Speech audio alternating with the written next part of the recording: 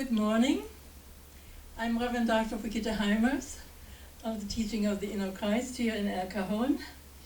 And I'm giving my talk this morning on celebrating the Father within.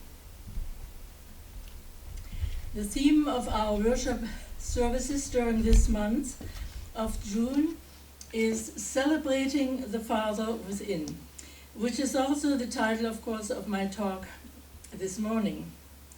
As Reverend Kayla Rose Carroll told us in her June bulletin message, we thus are honoring the, quote, masculine principle and the wonderful male faculties we have, whether we be male or female, end of quote.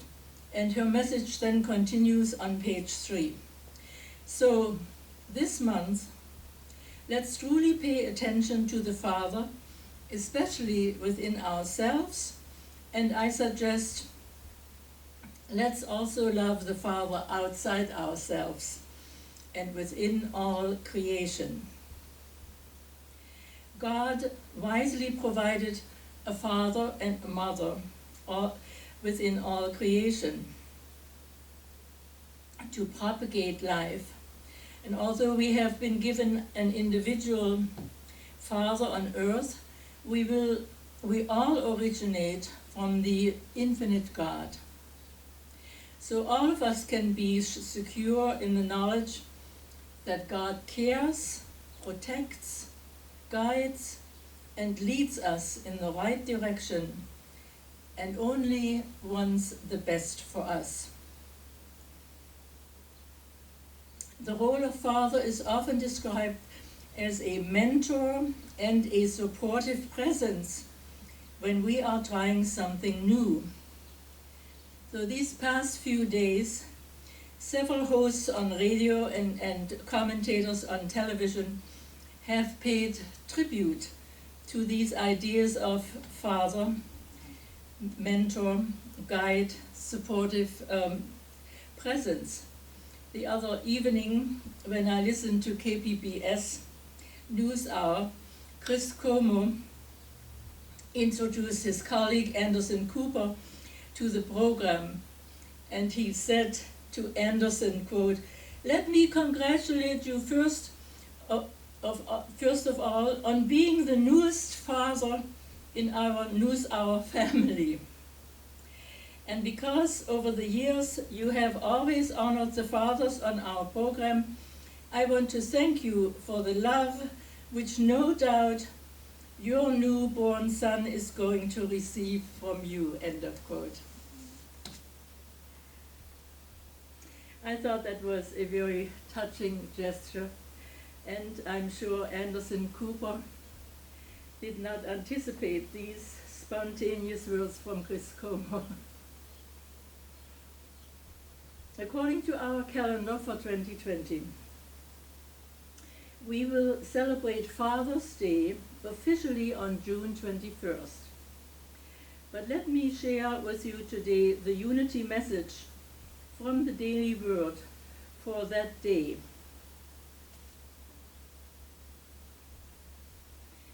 It reads, quote, "I give thanks for all expressions of fatherly love. My relationship with my father may have been positive and nurturing, or difficult and challenging. He may have been a strong presence during my childhood, or he may have been absent. We may be part of each other's lives today. We may be estranged, or he may have passed from earthly life. Whatever our circumstances, I bless my Father and I see him unfolded in divine love. As I honor my Father, I also honor all the father figures who have helped guide me along my path: family members, teachers, neighbors, clergy, employers, and friends. I bless them as I recall all the ways, each one in a unique way, has modeled strength, guidance, wisdom, and patience. Their presence remains with me thanks to their gifts of fatherly love. End of quote.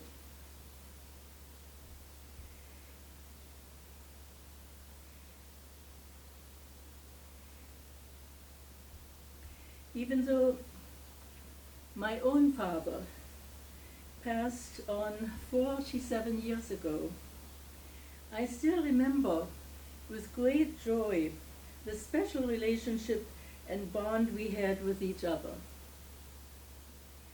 In those days, we lived in Dessau, which was then located in East Germany. And it also was the city for the airplane industry. My dad was a PhD in this industry. We had a garden where we grew mainly vegetables because groceries were rationed during that communistic regime. I still remember today, it was in that garden where Dad showed me the trick of having birds land on his stretched out hand to pick up the seeds he had for them. Of course, the birds did not land on my hand, stretched out, immediately. Not until I had learned to be very still in my body and quiet in my mind, sending out vibrations of love and assurance. Often on Sundays afternoon, our family would be strolling through the park nearby. And my dad always had nuts along for the squirrels. As you know, squirrels are very shy. At first, my dad would drop a nut and wait for the squirrel to pick it up right by his feet. But later, to our amazement, he managed to entice the squirrel to come up his sleeve of the coat, and pick up the nut right from his shoulder. I remember the love of my father in other ways as well.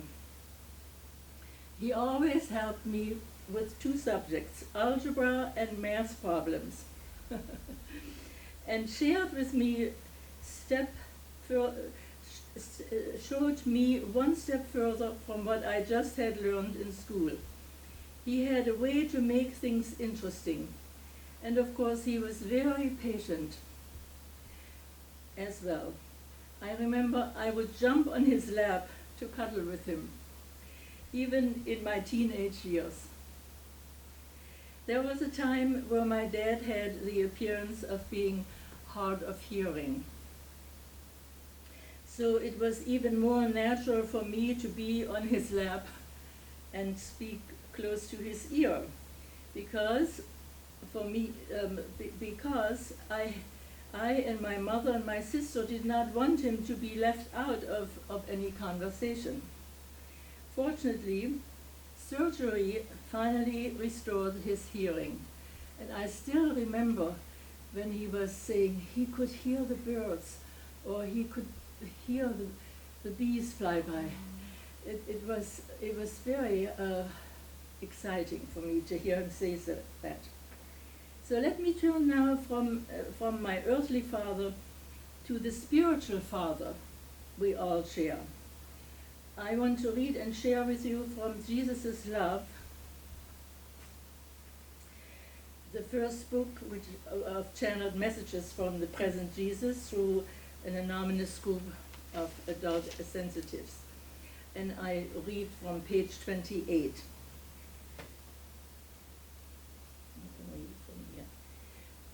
So he says, "Honor thy father and thy mother, that thy day may be long upon the earth." End of quote. And this is not the physical source of your being of which I speak, but the aspects of mind which create every thought, every call of your body, every phase of your living. For God has two balanced aspects, creating a unified third.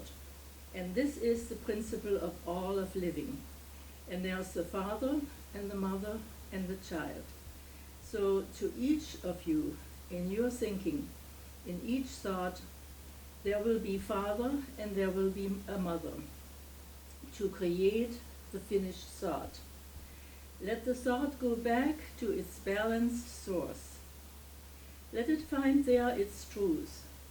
So therefore, if you would make a decision, or you would go forth to do anything which you see to do in your life, and you would do this correctly for you and happily for you, then honor the creators of this thought and this creation, end of quote. Well, our Father Nature represents the wonderful male faculties we have, whether we express as male or female on this earth.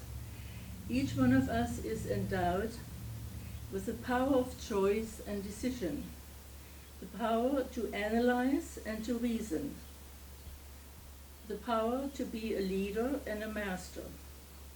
The most wonderful of all our powers in our masculine faculty of imagine is our let me read that again. The most wonderful of all our powers is our masculine faculty of imagination. Without imagination, we could not progress or fulfill our desires. It is our imagination that goes forward into new experiences, that lifts us to new levels of consciousness. Imagination starts the creative process within us, which in turn leads to desires, which in turn require decisions, which sets in motion our Father Nature. We achieve our greatest success when we balance our Father Nature by the feminine nature of our being. Now let's ponder some questions in our minds. Are we enjoying a fairly balanced life? And you can answer that for yourself. Are we flexible when it comes to change? Is it easy for us to accomplish polarity changes? Of course, on these subjects we can find wonderful answers in our textbook, Being a Christ, which is used in our first course of inner sensitivity training. While studying the lessons, we realize that we human beings have the power to change our mental polarity. That means our masculine-feminine relationship, by concentrating on one or the other of our two aspects of mind, objective and subjective. The more we are in balance on the objective-subjective levels of our mind, the easier it is to stay flexible with regard to all kinds of changes in everyday life. And the world is full of changes, as we all know, whether we are ready for them or not. For example, whenever we make a decision, we are for that moment using our masculine aspect, our Father Nature. Whenever we follow that decision, we are in our feminine nature. The result is balance in our life. We feel peace, harmony. We feel complete. The decision-making process went easy. It was smooth. We put the power behind the decision to follow through. We made a choice, and our subconscious mind accepted it. The father nature within us, the leader, was balanced with the follower within us. So how was this balance achieved? I propose to you this morning that it was accomplished through our attunement to our I am self or Christ self, our guidance from Spirit. Every experience which comes to us is the result of a choice made upon some level of our being. As we learn to attune ourselves with our true being, our choices become attuned with our true soul desires. And of course, when in doubt, we always know how to pray. Prayer is an objective activity. It is using our father nature, or we can meditate or channel about our decisions. We learn about these things all in our first course at the teaching of the inner Christ. And when we meditate or channel about our decisions, we engage in subjective activities. Another aspect of our father nature is learning to know our true self-authority, our true self-worth. Only when we use our gift of free choice, all the way can be free choice, all the way can we learn this. Or our I am self or Christ self frees us even to make a detour as we pursue our path. But Spirit is always ready to lift us out of our dilemmas. If we ask, we always need to ask, right? We need to communicate with Spirit within. Help does not come to us. Help comes through us, through new realizations of our self-authority, through new levels of consciousness. So I have another quote here in one of our other pink books called Everlasting Peace. On page 66, and I quote, "For the time has come in your minds to turn from the outward seeking to the center seeking, and to know that the oneness with the Father creates for you all inward and outward beauty. Seek the outward by going within. Find it inside, and you shall see it without." For man first learned to look without, and in his involvement discovers the within. This within is the new territory of the earth man, the new frontiers, the new land which shall be his, all he can see. I give this land to you, all you can see and claim, the land within. Pray in this way, end of quote. So using prayer is using the love of our Father nature. And of course here at the teaching we know very well how to pray. We learned that in our very first course. So I want to thank you for listening this morning.